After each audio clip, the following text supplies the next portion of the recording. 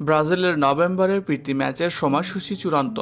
কখন কাদের বিপক্ষে মাঠে নামতে চলেছে সেলেসাওরা, এই নিয়েই আজকের এই ভিডিও। তাই ভিডিওটি না টেনে শেষ পর্যন্ত দেখুন। আর আপনি যদি আমাদের চ্যানেলে নতুন হয়ে থাকেন তাহলে এখনই সাবস্ক্রাইব করে রাখুন। আর ইতিমধ্যে সাবস্ক্রাইব করে থাকলে আপনাকে অসংখ্য ধন্যবাদ।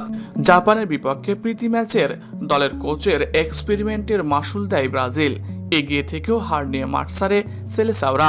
তবে এখানে প্রকাশ পেয়েছে ব্রাজিল দলের বেঞ্চের শক্তি। আগামী দুই ম্যাচেও এমন স্কোয়াড নিয়ে মাঠে নামতে পারে সেলেসাওরা। আসন্ন দুই ম্যাচে এক্সপেরিমেন্ট করবে আনচেলত্তি, এমনটাই জানিয়েছেন তিনি।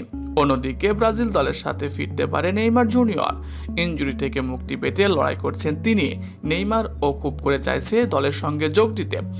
সবকিছু মিলিয়ে আসন্ন উইন্ডোতে দলের সাথে থাকতে না পারলে নেইমারকে আরও মিস করবে ভক্তরা।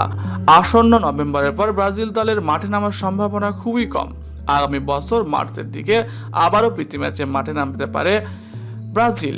আর এতদিন দলের সঙ্গে না থাকলে নতুন করে ইনজুরিতে পড়বে না যে নেইমার, তার তো কোনো নিশ্চয়তা নেই। ফলে 26 বিশ্বকাপ খেলালেও দেখা দিতে পারে শঙ্কা।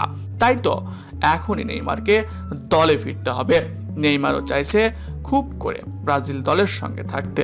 তবে চূড়ান্ত হয়ে গেছে আগামী নভেম্বরের প্রীতি ম্যাচের সময়সূচি। কখন কাদের বিপক্ষে মাঠে নামবে ব্রাজিল।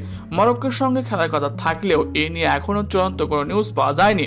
তাই তো এই নিয়ে এখনো আলোচনা কমই হচ্ছে। তবে চূড়ান্ত হয়েছে আফ্রিকার দুটি দেশের সঙ্গে মাঠে নামার প্রস্তুতি।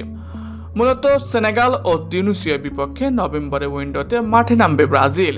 ব্রাজিল ও সেনেগাল এই ম্যাচটি অনুষ্ঠিত হবে আগামী 15 নভেম্বর বাংলাদেশ সময় রাত 10টায় এমিরেটস স্টেডিয়াম, ইংল্যান্ডে।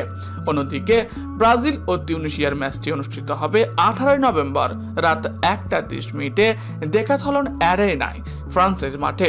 এই ম্যাচে ব্রাজিল বেশ কিছু বড় বড় তারকাদের আবারও বিশ্রাম দিয়ে মাঠে নামতে পারে।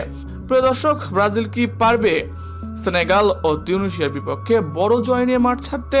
কেননা এই ম্যাচে যে অনেক তারকারাই মিস করতে পারে। প্রিয় দর্শক, আপনি আপনার মন্তব্য জানাতে পারেন কমেন্ট বক্সে। এছাড়া খেলাধুলার সকল আপডেট সবার আগে পেতে হলে আমাদের চ্যানেলটি সাবস্ক্রাইব করতে ভুলবেন না। ধন্যবাদ সবাইকে।